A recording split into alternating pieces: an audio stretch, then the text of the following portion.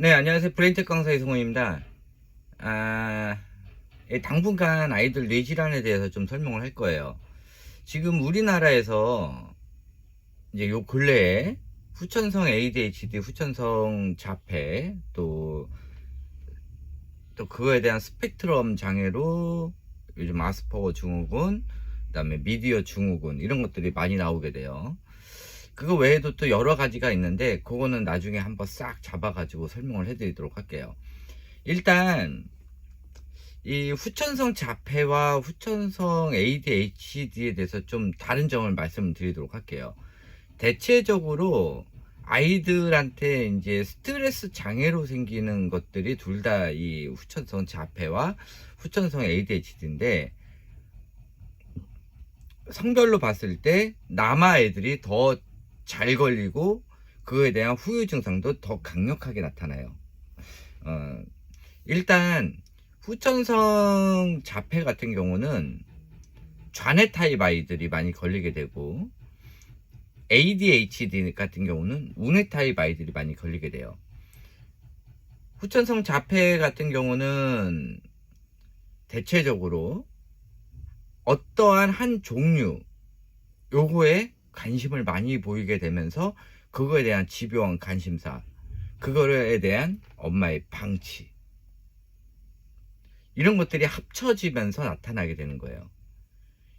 제일 빨리 아이들한테 관심을 보이게 해줄 수 있는 게 이 문자 작업. 근데 아이들의 뇌 발달 과정이 맨 처음에 뇌간 부분, 생명에 관련된 뇌, 그 다음에 변형계, 감정에 관련된 뇌, 그 다음에 이성의 뇌예요. 그래서 이성의 뇌 같은 경우는 보통 이제 36개월 지나서 자라는데, 이거를 영아 시기, 그러니까 영유아 때, 그 중에서 36개월 이전에 이 문자 자극을 많이 주게 되면은 이 뇌간과 변형계 부분을 건너뛰고 바로 이 대뇌 측두엽 부분, 특히 좌측 측두엽 부분이 너무 비약적으로 자극을 받게 되는 거죠. 그렇게 되면서 이 뇌간 부분과 이 변형계 부분이 발달이 안 되게 되고, 중요한 거는 24개월 내에 이 아이가 태어났을 때 받은 이런 뉴런 신호를 연결해주는 이 시냅스 작업을 하는 그 시기에 그거를 방해하게 되고, 그럼으로 인해서 뇌의 백질이 성장을 안 하게 돼요. 이 백질이 발달을 해야 애들이 감각 기능이 높아지는데, 그 감각 작업을 안 하게 되고 최소한의 활동, 그러니까 방 안에서 또는 거실에서 움직이지 않고 최소한의 활동만 하기 때문에 애들이 감각 기능이 떨어지면서 청각 기능이 상실이 되고, 감각, 그러니까 촉각 기능도 상실이 되게 돼요. 그러면서 애들이 대근육, 소근육이 떨어지고 애들이 걷지 못하게 되는 상황까지 발생되면서 애들이 계속 앉아 있는 거지. 이거를 엄마들이 엉덩이 힘이 있다라고 표현을 하는 거죠. 대근육을 다 잘라 놓는 거야, 애들이 걷지 못하게. 그러니까는 어린이집을 가더라도 애들이 움직이지 못하니까 앉아 있는 거예요. 엉덩이 힘이 큰 게 아니라 애가 걷질 못하거든. 그러니까 앉아 있는데, 와, 애가 그냥 뭐 집중도 하고, 무슨 집중을 해. 애가 걷지 못한다니까. 어차피 어린이집에서 애들 딱 나올 때 엄마 바로 안아주거든. 걷질 못해. 그러니까 계속 앉아 있는 거예요. 앉아서 하는 거 그냥 책 보다가 자동차 바퀴 굴리고 있고, 나중에 굴리면 다행이지 그걸 배 뒤집어서 바퀴 굴리고 있다니까. 그거 하고 있는 거야. 그러니까 매일 반복되는 이런 활동만 하다 보니까 얘가 자폐가 걸리게 되는 거죠. 그러니까는 뇌의 발달 과정을 다 건너뛰고 처음부터 이성의 뇌의 측두엽 부분에 관련된 거, 그 다음에 반복적인 활동, 반복적으로 누르는 활동, 반복적으로 사운드 자극을 듣는 활동, 그 다음에 모국어 성장 기간에, 모국어 중추 발달 기간에 쓸데없는 영어하는 행위, 계속 지속적으로 애가 말을 못하는데 사운드를 계속 들려주는 행위들, 이런 것들이 애들 자폐를 유발하게 된단 말이에요. 근데 그거에 관심을 갖는 게 애들이 보통 좌뇌 타입으로 태어났을 때 관심을 많이 갖게 되고, 거기서 남자애들이 먼저 자폐가 생기고, 여자애들은 만약에 그걸 건너뛰었다 하면은 바로 그냥 아스퍼거부터 시작을 하는 거고, 남자애들도 마찬가지 그 단계로 건너뛰었다고 하더라도 책 중독과 아스퍼거 증후군이 생기게 되면서 그에 대한 후유 증상이 굉장히 심하게 나타나게 되는 거죠. 이게 이제 후천성 자폐나 또 후천성 이런 아스퍼거 증후군 특징이에요. 자, 그러면 ADHD는 뭐냐? ADHD는 스트레스 장애예요. 같은 스트레스 장애인데 대체적으로 변형계 부분에 문제가 생긴 거지. 지속적인 스트레스 자극을 받으면서 변형계가 망가지면서 그거에 대해서 스트레스 호르몬이 많이 나오게 되고, 그러므로 아이들의 이 전두엽을 망가뜨리게 되는 거예요. 어쨌든 후천성 자폐나 후천성 ADHD나 둘 다 전두엽이 망가진 거예요.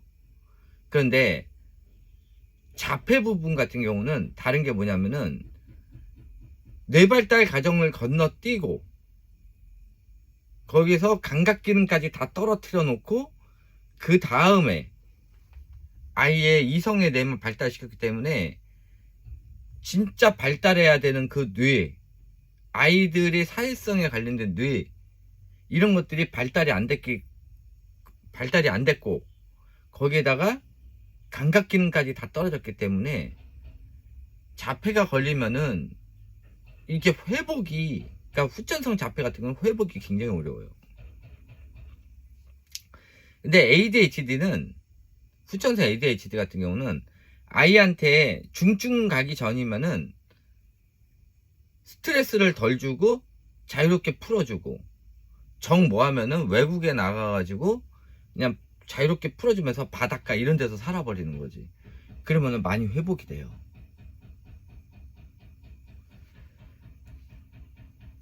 이게 아이들한테 공부하기 싫어하는 애들, 어차피 애들이잖아. 6세 이전 이런 애들한테 왜 공부를 왜 시키냐고, 책을 왜 읽히냐고, 이런 애들한테 강제적으로 문자 자극을 주고 하면은 애들이, 운우형 애들 책을 던져버려 나가서 뛰어논단 말이야.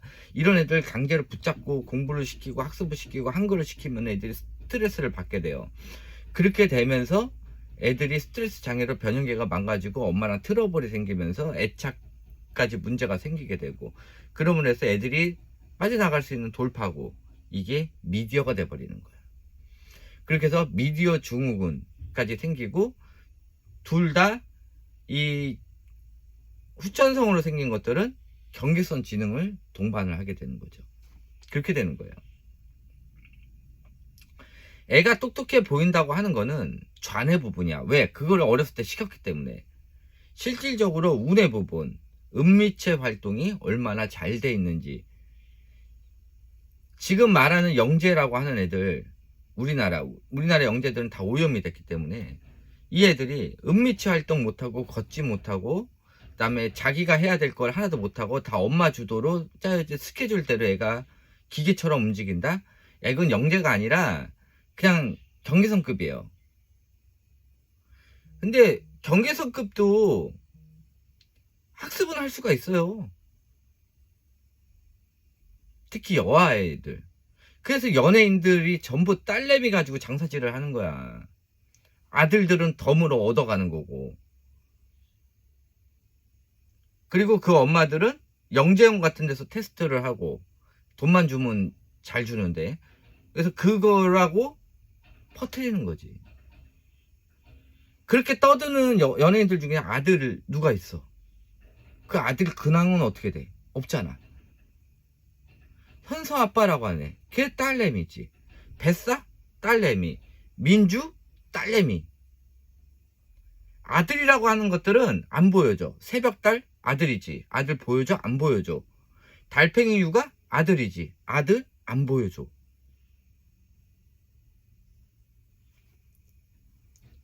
봐봐. 김범수도 딸내미지. 딸내미들은 아싸여도 방송상은 그렇게 안 보이거든. 안 보여주면 되니까. 이게 엄마들이 공부에 미치면은 그냥 미치는 거야. 엄마도 미치고 애도 미치는 거야. 그러면서 애들이 아싸가 되는 거야. 그렇게 돼요. 남자애들 같은 경우는 정신병을 앓게 되고 그렇게 돼요.